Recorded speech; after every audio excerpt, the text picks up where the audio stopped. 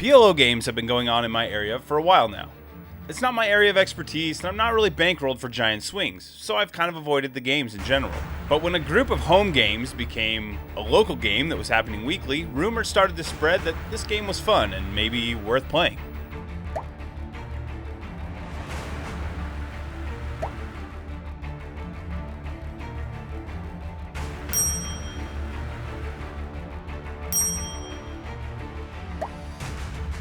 After getting blown up by several friends talking about the same game and how juicy it was, I couldn't take it any longer. I had to go get involved. I'm never so packed for the stack, never lied on the rap, got a bag from the way that I write it. Queen Lincoln Tyson, do that I survived, doing 80 to the house, then I hit her to the sky, changed haters on a tirade, talking to their crib in the face, be still, let that hit stuff fade. We all want the same, we all want a meal in the safe, I wanna live like I'm trying to reach enlightenment. Trail spill from my lips. Well, this might not be my game, but I still recognize a pair of aces in the starting hand when I see one. So, let's go to battle. I'm in the big blind, and a late position player raises. I announce pot, which I guess is what you do in this game, and I don't want to let anybody know that I am anything short of a PLO professional in my first real PLO session. Alright, as I'm saying those words, they just sound so foolproof. How could this possibly go wrong?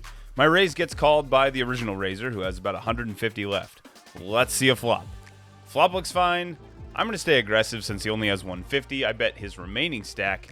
He tosses in the call. On the river, he announces top two. And the chips are headed his way with a river 2 pair. This hand is okay in the big blind, but I don't think it's a raise, so I checked my option. PLO players, tell me what I did wrong throughout this hand and throughout this session. Well, we head to a flop 4 ways and see ace of clubs, 4 of spades, 9 of clubs. Action checks around to the button. I have no idea what I'm supposed to do here, but after playing PLO all night, I'm guessing this is just a fold. I called because I have no idea what I'm doing. Why did I choose to come down here? We go 3 ways to the turn, which is the 3 of spades. We just added every draw imaginable to top pair with an ace. I check. An opponent bets 65. I think I could just call here, but I have a super draw, and I'm kind of feeling it, so I'll say that pot word again and see what happens. Dealer tells me to put that many chips in the middle. We get a caller. This is where it all comes together, and I scoop when I get the 3 of diamonds. But I was feeling it. Opponent shows deuce 5, proving that even when the nuts don't seem like a hand someone should have, they still somehow have it when they hold 4 cards. Feel free to laugh at me while I describe my terrible plays, but then show this donkey some kindness and tell me how to improve in the comments down below. Hey, since you're going to be going down to the comments section to tell me what a donkey I am, there's a couple buttons on your way down. Might as well give them a click. Why not? For this next hand, I got a pair of kings, but they're really weak kings. Am I supposed to raise those? Maybe not, I don't know. I still raised them up. 3 players made the call. We flop a great hand in a dangerous game. Top set. I bet $100, and the player to my left makes the call. We go to the 4 of spades in the turn. I double check my cards really quick, confirm that this is still the nuts. Okay, let's bet enough to cover his remaining stack. He calls, and it turns out he has a set of jacks. I only have to dodge a jack, and we do.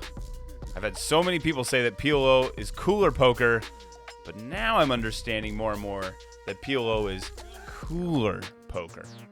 Top set holds, and we're dragging some chips. I'm in the cutoff for this hand with a pair of 8s and a suited 7 to go with it. I'm pretty sure I'm just supposed to fold this pre-flop. I don't know. It's not that strong. I called because I don't really belong in this game. But wait, I totally redeemed myself by flopping a set. I lead for $100. A short stack raises to $300. With 150 behind, I raise it up to put them all in, so let's see if we can hold. Now we're just hoping that it's not a set of jacks that we're up against. Turns out we're not up against a set of jacks. We're up against a turn straight that becomes a better straight on the river. Ugh. Find myself holding a pair of queens in the big blind, some medium cards to go with them, and I hit the call button in the 3-bet pot. The original raiser now shoves, and everyone in between me makes the call. I look down at my fold button and notice that it's completely smashed and broken, and my lack of PLO experience leads me to think, I dug myself into this hole. Now it looks like it's time to get a bigger shovel and dig myself out. The flop is 7-3 deuce, and I now have a moment of reflection inside of my brain. Now tell me, how do you feel about your decision at this point? I don't know, Doc.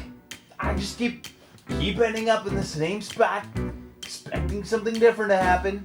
Now, we may want to come back to that. And I think, you know what? Maybe it'll be different next time. So I try it again, and you know what? I get the same result, but then I think, maybe it'll be different next time. There's a bet of $50. I can't fold for $50, so let's see if we can turn another 7 or a queen. Nope, it's a 10. The river's a jack, which gives us a bad 2 pair and it checks through. Surely we're beat, right? No? Nothing? Did we do it?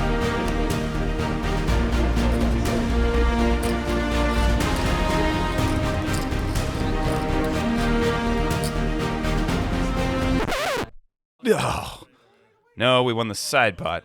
But my dumb decision pre-flop did not pay off, and I'm getting back a small refund of my initial investment. I managed to heal up a bit in a bomb pot with some absolute trash where I wasn't even filming because my cards were so bad, but I made trips and held up. Then it's back to a regular hand where I get a pair of aces with one of them suited. There's an open. I pot it in the small blind when it gets to me, and 4 players make the call. Let's see a flop. I check over the pair and an open-ended straight draw. A player bets $300. I end up making the call. On the turn, my heart gives a thud in my chest, but upon further examination, that 4 of clubs is 1 pip short of being the card I needed for the straight. I check. He bets $300 again.